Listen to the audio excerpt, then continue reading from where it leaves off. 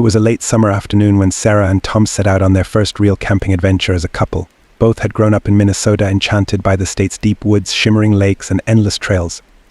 Tom had always loved fishing and had spent countless summers by the lakes, surrounded by wildlife that seemed to embrace his quiet, respectful presence. Sarah, on the other hand, was a city girl at heart, but loved hearing Tom's stories about the outdoors.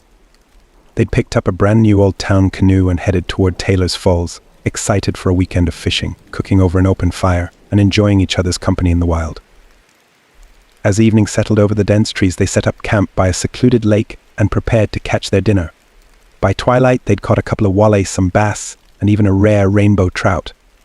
Sarah could hardly wait to taste their fresh catch, imagining the warm, crispy fish sizzling on the fire. But as they were gathering firewood, the atmosphere around them seemed to shift.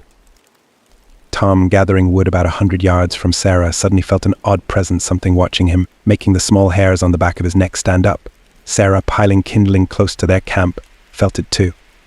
She glanced up just as Tom looked over to her, eyes wide. Before she could say anything, Tom muttered, "Hey, something's out here, bigger than a bear." "Bigger than a bear," Sarah echoed, trying to laugh it off, though her voice was tinged with unease. They were nowhere near known bear territory, and as experienced as Tom was in the outdoors, he had never been spooked by wildlife before. They decided to stick together as they continued gathering firewood, casting wary glances into the encroaching darkness.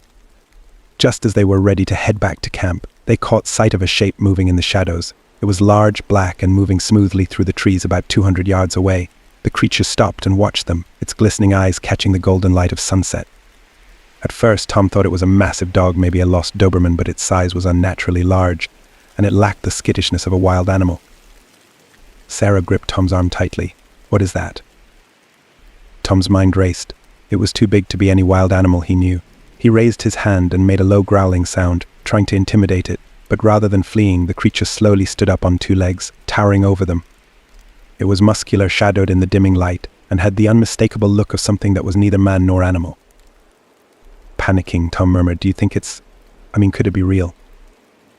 The creature held their gaze for a moment, its breath visible in the cold air. Then, as suddenly as it appeared, it melted back into the thick foliage, leaving them alone in the silence. They didn't wait to find out if it would return. With adrenaline coursing through their veins, they hurriedly packed up camp and threw their gear into the canoe, their hearts pounding as they paddled back toward the main trail. They didn't speak much on the drive back, each wrestling with disbelief. Once home, they combed through stories online, from cryptid forums to local legends, until they came across one that sent a chill through them both. Dogman. It was a creature that, according to some, roamed the rural Midwest, a being neither fully wolf nor man, often cited by people who could never forget the experience. Weeks later, while sharing the story with one of Tom's old fishing buddies, they learned that Dogman sightings had been on the rise in that very area. The couple never quite shook off the experience, and whenever they returned to the woods, they found themselves casting careful glances into the shadows, wondering if the Dogman might be watching again. The Curse of the Bunnyman Bridge. This story is loosely based on the real-life series of vandalizing and murders in Maryland, Columbia. A cold fog slithered through the trees on the edge of Fairfax County, Virginia. It was Halloween night, and a small group of high school friends had dared each other to visit the infamous Bunnyman Bridge. They'd heard the stories, whispers in the hallways, rumors at campfires, and of course countless versions shared online. They all knew one thing: if you crossed the bridge at midnight, you might encounter the Bunnyman. Lily, the skeptic among them, shrugged off the warnings. "It's just an urban legend," she said as they made their way through the darkened woods. "People make up this stuff to scare kids. There's no such thing as a crazy man in a bunny suit with an axe." But as they neared the bridge, the air seemed to thicken, weighed down by an oppressive silence. Even the crickets had ceased their chirping. Danny, the most nervous of the group, tried to laugh it off. "You guys feel that? Like ... something watching us." As they reached the bridge, the fog settled in, enveloping the decrepit stone structure. They all stared up at the towering overpass, the notorious place where Bunnyman was said to leave his victims. Some claimed he was an escaped asylum patient from decades past. Others said he was the spirit of a deranged hermit who hated trespassers. "All right," said Mark, the bravest of the group, "let's do this." He took out his phone to film, hoping to capture something eerie to post online. They started across the bridge, their footsteps echoing hollowly against the stone. Then, just as they reached the middle, a faint sound cut through the stillness, the slow, steady scrape of metal against stone. They froze, Lily's bravado evaporated. Did you hear that she whispered, her voice barely audible? From the darkness, a figure emerged. It wore a stained, torn bunny suit that had once been white. In one gloved hand it clutched a gleaming axe. The figure tilted its head, its beady, empty eye sockets catching the faint moonlight. Danny whimpered, "Oh God, the bunny man." The figure took a step forward, the axe scraping along the bridge. Panic surged, and they scrambled to the opposite end of the bridge. But as they turned to run, the bunny man let out a guttural laugh, a sound that reverberated like nails on a chalkboard. He raised the axe and swung it down, barely missing them as they bolted off the bridge, their hearts pounding.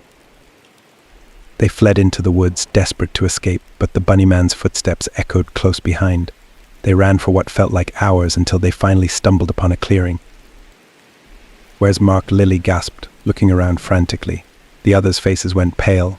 In their terror, they hadn't noticed he'd fallen behind. The three remaining friends glanced back toward the bridge, dread filling their hearts. Just then they heard the faint sound of a voice, Mark's voice, calling out to them, pleading for help. But when they listened closely, there was something off about his tone. It was cold, distant, almost ... hollow. "No way I'm going back there," Danny said, voice trembling. "That's not Mark. It can't be." But Lily couldn't leave him. Against all reason, she crept back toward the bridge, the others trailing behind in terrified silence. As they neared, the fog seemed to pulse, thickening with each step. Suddenly, there it was, the bridge, but now bloodstains were splattered across the stone walls.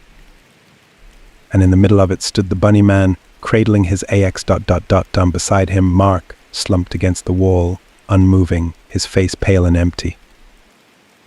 The bunny man's head turned slowly toward them. He lifted his axe, the bloodied blade glinting in the moonlight. This time there would be no escape. It's said that on nights when the fog rolls thick over Bunnyman Bridge, you can still hear the echoes of screams from that terrible Halloween night. Some say the Bunnyman watches from the shadows, waiting for his next visitors, bound by some dark force to haunt the bridge forever. And as the legend goes, if you stand there at midnight and call his name, you just might meet him. Growing up in the bustling city of Minneapolis, surrounded by concrete and steel, my love for fishing in the great outdoors was a constant escape. As soon as I got my license, I eagerly drove to as many of the 400 lakes that Minnesota boasted of. The woods became my second home, where I encountered majestic creatures like wolves, bears, cougars too, moose, deer, and even a wolverine once. But it wasn't until I was 22 years old that I experienced a true adventure. My friend and I decided it was time to test our survival skills and rough it in the wild. Armed with only a tent and a brand new Old Town canoe, we set out for a fun-filled day of fishing. The crystal clear waters of the lake were teeming with fish, walleye, brown and black bass, and even the rainbow trout, which still holds the record for the biggest catch in my book. As we were preparing to cook our bounty at camp, I remembered a local legend that had always intrigued me, the tale of the old man of the hatchet. Having worked at nearby camps where this mysterious figure had never been captured, I saw an opportunity to spook my friend. We headed off into the woods to gather firewood, but as dusk settled in and the animals around us grew more active on their game trails, an eerie feeling crept over me. Suddenly, my friend came running towards me, asking what could be bigger than a bear.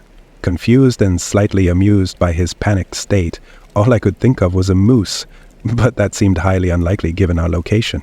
However, any sense of humor faded when he pointed behind me and asked again.